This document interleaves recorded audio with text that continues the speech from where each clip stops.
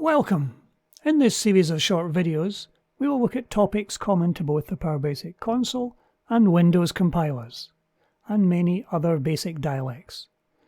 Today, we will look at do loops. I've set up a small common library to allow us to display information on the screen from a program regardless of whether you're using the Windows or the console compiler. Today we're going to look at do loops. Do loops are very similar to a while loop, which we looked at in the previous video. So in order to give our loop something to do, we've prepared some data. We have a long data array containing 6 elements, and each of the elements contains a number. We've prepared the data array here, and we've assigned the data to the array in the following line. We've prepared a number of variables: long record to be the record pointer, long data to be the variable we store the information from the array in, long total to be used for totaling information, and a doIt variable as a switch. In our last video, we used the while loop. The while loop performing 2 tests at the beginning, and if both of these expressions are true, the code within the loop would actually execute. Now, a do loop is very similar to a while loop. In fact, you can turn this while loop into a do loop by simply doing this.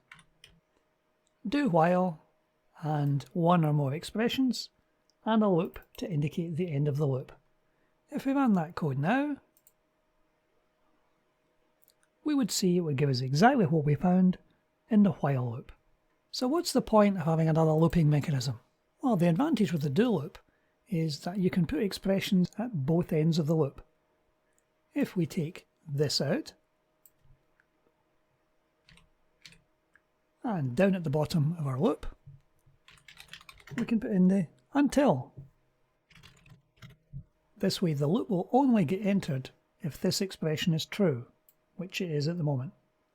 And the loop will continue until this variable equals 6, which is the last element in our array. If we ran that now, the code would work exactly the same. As with the while loop, you can exit out the loop just by using the exit loop command. This way, only the first 3 records are actually processed. And if you wish to skip one loop, you can use the iterate command. In this case, the 4th element of the array is 67, and if 67 is detected, then we will skip over it. So while being very similar to the while loop, the do loop does give you a couple of extra options. You can have an expression or expressions at the beginning or the end of the loop. You can quite happily have an expression at only one end and have a do until this variable equals 6, which should give us exactly what you would expect. You can also use the while statement at the end of the loop, and having the expression at the beginning and the end of the loop does give you quite a lot of flexibility. Of course, naturally with any loop, you can of course have nested loops. You can have a loop within a loop. It's important when you do have nested loops that you manage your loop correctly and you don't create a condition by which you may have a never-ending loop. There should always be some mechanism by which your loop can exit. The iterate command will quite happily iterate the loop you're currently in. Where this line of code is at the moment, it would iterate the do loop. Placing the code within a nested loop means it would iterate the while loop. PowerBasic would automatically work out which loop you were in and iterate the correct one.